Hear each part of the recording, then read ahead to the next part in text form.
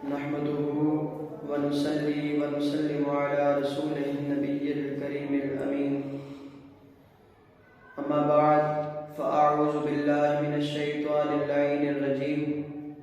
بسم الله الرحمن الرحيم. الصلاة والسلام عليك يا رسول الله وعلى آلك وأصحابك يا حبيب الله. الصلاة والسلام عليك يا نبي الله وعلى آلك وأصحابك يا نور الله. قال الله تبارك وتعالى في القرآن المجيد والفرقان الحميد: إن الله على كل شيء قدير. صدق الله ومولانا العظيم وصدق رسوله النبي الكريم الأمين. إن الله وملائكته يصلون على النبي يا أيها الذين آمنوا صلوا عليه وسلموا تسليما. اللهم صل على سيدنا ومولانا محمد وبارك وسلم وصلوا عليه. حاضرین محترم، قرآن کریم کی آیت مقدسہ تلاوت کرنے کا شرف حاصل کیا. اللہ تبارک و تعالی کی بارگاہ میں دعا ہے کہ میرا اس آیت کریمہ کو پڑھنا اللہ کریم اپنی بارگاہ میں قبول اور منظور فرمائے، اور آپ کا اس آیت مبارکہ کو سننا رب کریم اپنی بارگاہ میں شرف قبولیت نصیب فرمائے. حاضرین محترم، آج کی گفتگو کا آغاز لفظ ولی اللہ پر کیا جائے گا. ولی کہتے کسے ہیں؟ مجذوب کہتے کسے ہیں؟ ولی وہ ہوتا ہے جس کا ہر لفظ عین شریعت کے مطابق ہو، جس کی ہر بات حق اور سچ ہو، اس کو ولی کہتے ہیں. اور مجذوب وہ ہوتا ہے جس کا شیشہ عقل ٹوٹ جائے، یعنی کہ پہننے کو اگر لباس مل جائے تو ٹھیک ہے، اگر نہ ملے تو کئی دن اسی ایک لباس میں گزر جائے. کھانے کو اگر مل جائے تو شکر ہے، اگر نہ ملے تو پھر اسی حالت میں کئی دن گزر گئے. لیکن اس کے لفظ عین شریعت کے مطابق ہو، یعنی کہ شکر بذات ہو. اور اس کے علاوہ مجذوب اسے کہتے ہیں جو دنیا کی روشنی اور دنیا کی چاق و چابند کو چھوڑ کر اللہ تبارک و تعالیٰ کے یہاں پر ذکر اور فکر کرتا ہے، اس کو مجذوب کہتے ہیں. پھر رب تبارک و تعالیٰ انہیں رتبہ کیا دیتا ہے، انہیں شان کیا دیتا ہے. بخاری اور مسلم میں ہے کہ کچھ لوگ ایسے ہوں گے جن کا لباس بڑا گندا ہوگا، ان کے بال بکھرے ہوئے ہوں گے. اگر وہ تمہارے قریب بھی کھڑے ہو جائے تو تم اسے کھڑے نہ ہونے دو. لیکن فرمایا کہ کبھی انہیں کچھ کہہ نہ دینا، کیونکہ اگر وہ اپنی زبان حال سے تمہارے بارے میں کچھ کہہ دے تو رب وہ الفاظ قبول فرماتا ہے، کیونکہ بندے تو اسی کے ہوتے ہیں. حاضرین محترم، آپ نے نام سنا ہوگا بہلول دانا کا. یہ دریائے دجلہ کے کنارے میں گھومتا تھا.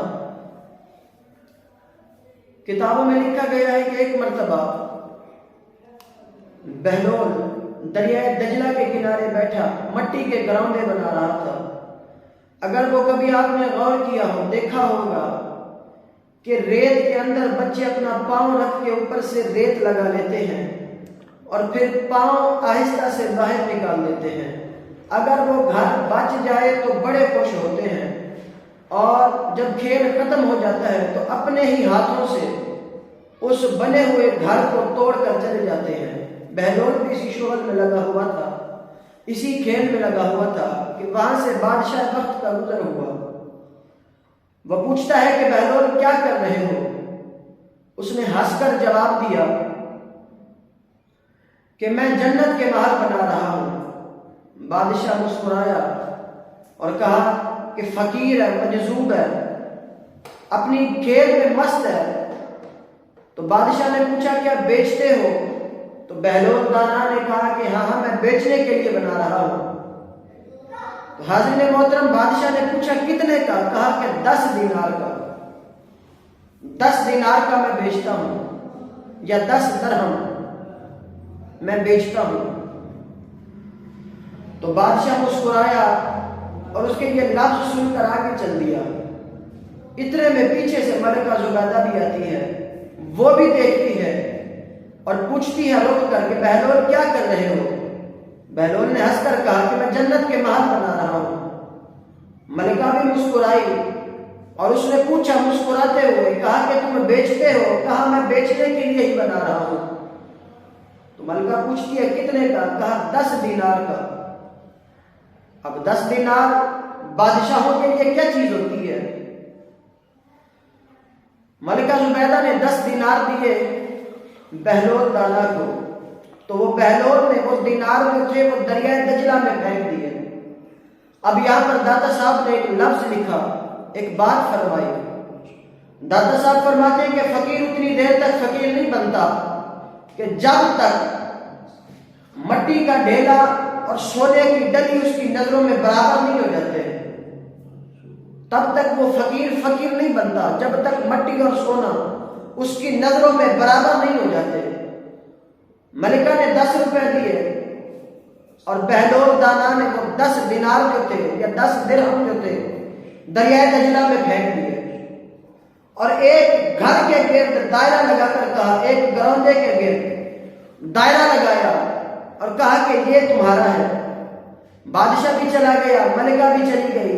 शाम हुआ, बादशाह महल में पहुंचा। रात के वक्त खाना खाने के बाद जब बादशाह सोता है, बादशाह सोने के बाद उसका मुकद्दर जागता है और वो देखता है कि हाशिर का दिन है, कयामत का मंजर है और जन्नत की वादी है।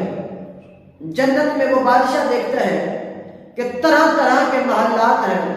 उनमें से एक महल जो था वो बड़ा ही हसीन और जमील था। बादशाह के दिल में ख्वाहिश आई कि मैं जरा इस महल को करीब से जाकर देखूं कि ये है कैसा। अब बादशाह उस महल को देखने के लिए करीब जाता है। करीब जाने लगता है तो दरबार रोक देते हैं। दरबार जो थे बाहर खड़े हुए वो रोक देते हैं। कहा कि ये मलिका का है। बादशाह कहने लगा कि मलिका जुबैदा मेरी ही मलिका है।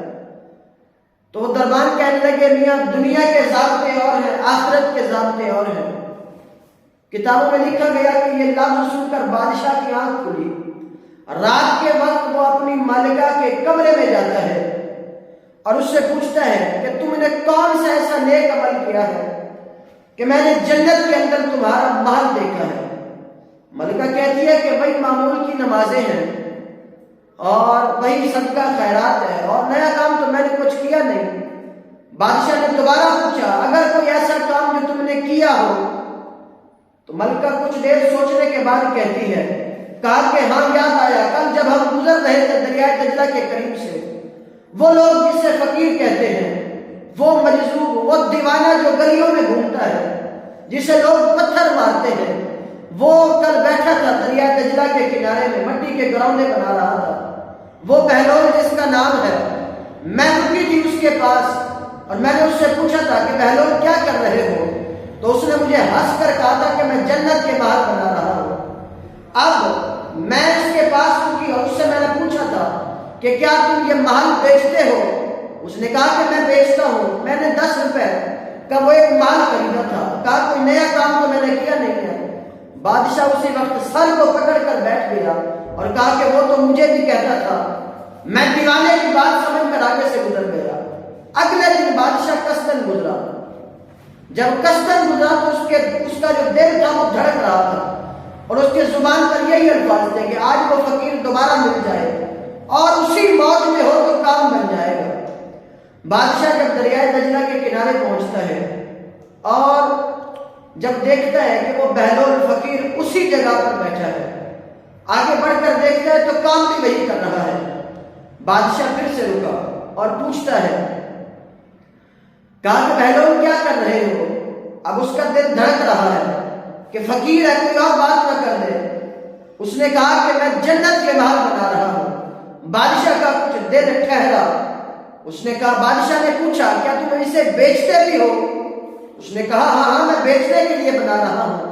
بادشاہ ادھر جیب میں ہاتھ ڈالتا ہے اور پوچھتا ہے، کتنے کا؟ تو بہلول مسکرا کر کہتا ہے کہ آدھی حکومت لگے گی۔ بادشاہ حیران ہوا اور پوچھتا ہے، کل تو تم 10 دینار کا دے رہے تھے، آج آدھی حکومت کیوں؟ تو وہ بہلول ہنس کر کہنے لگا، کہا کل تم نے دیکھا نہیں تھا، آج سودا دیکھ کر آئے ہو تو لینے آئے ہو۔ کل تم نے دیکھا نہیں تھا اس لیے 10 دینار کا تھا، آج تم نے دیکھ لیا ہے تو میں تمہیں آدھی حکومت کا دے رہا ہوں۔ حاضرین محترم، میں اور آپ دیکھیں ہم کس مقام پر کھڑے ہیں۔ اب یہاں پر ایک بات کرتا چلا جاؤں۔ حضور نبی علیہ السلام نے ارشاد فرمایا کہ صحابہ تمہیں مبارک ہو کہ تم نے مجھے دیکھا اور مجھ پر ایمان لائے۔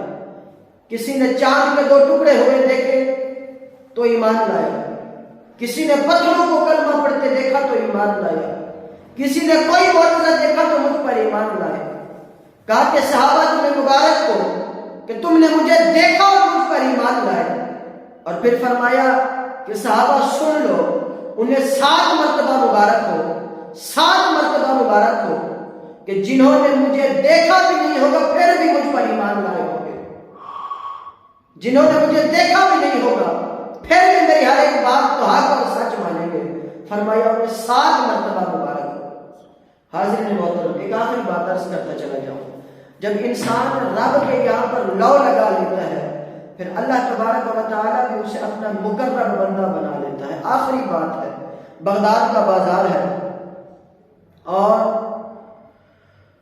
کبھی آپ نے دیکھا ہو کہ ساون کا رت لگا ہوتا ہے، ہلکی ہلکی بوندا باندی ہوتی ہے، اور راستے میں پانی کھڑا ہو جاتا ہے بعض جگہوں پر۔ ساون کا موسم تھا کہ ایک فقیر لکڑی کے کھڑاؤ پہنے، لکڑی کے جوتے پہنے بغداد کے بازار سے گزر رہا تھا کہ ایک حلوائی کی دکان کے سامنے سے وہ گزرتا ہے۔ وہ حلوائی اسے دیکھ کر کہتا ہے، کہا کہ حضرت ذرا ادھر ایک منٹ بیٹھیے، دودھ پی لیجیے آپ۔ وہ فقیر رب کی بارگاہ میں جو نام لیتا تھا رب کا، وہ وہاں پر بیٹھا۔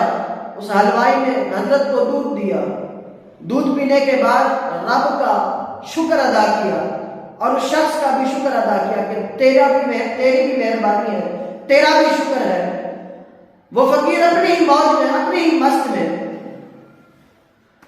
لکڑی کے جوتے پہنے، بارش کا موسم تھا، پانی رکا ہوا تھا سڑک پر، وہ گزرتا چلا جاتا ہے کہ راستے میں ایک فحاشہ عورت اور اس کے ساتھ اس کا عیاش یار بیٹھا ہوا تھا۔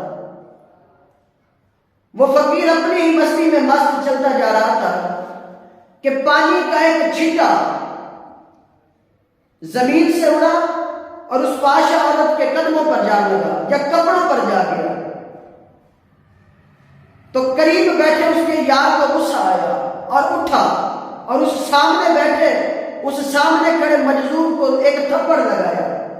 تھپڑ لگانے کے بعد کہتے ہیں، فقیر بنے پھرتے ہو، تمہیں چلنے کی بھی تمیز نہیں ہے۔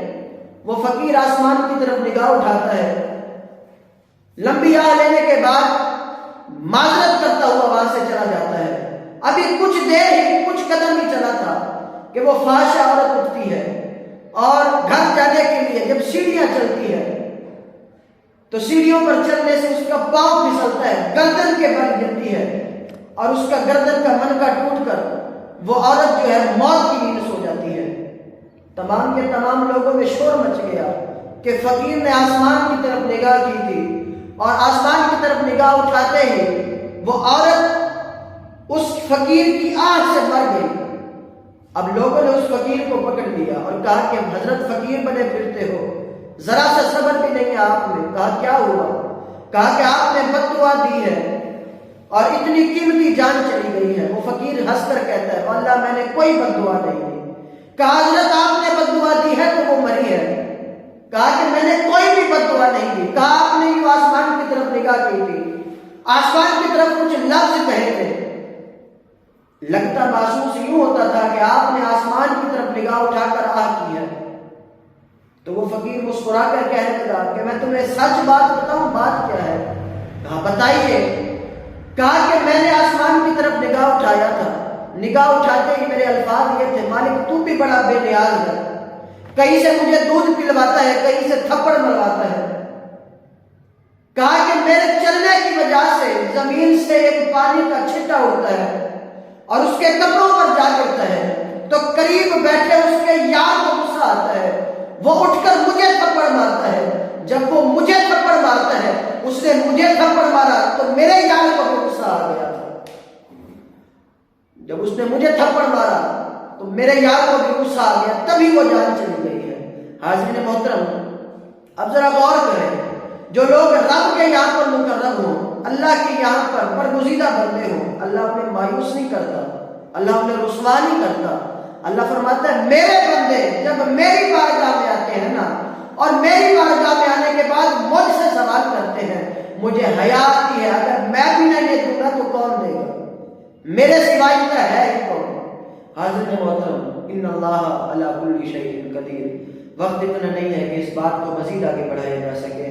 اللہ تبارک و تعالیٰ کی بارگاہ میں دعا ہے میرا اس چند لمحے کی حاضری کو رب کریم اپنی بارگاہ میں قبول اور منظور فرمائے. وآخر دعوانا الحمدللہ رب العالمین.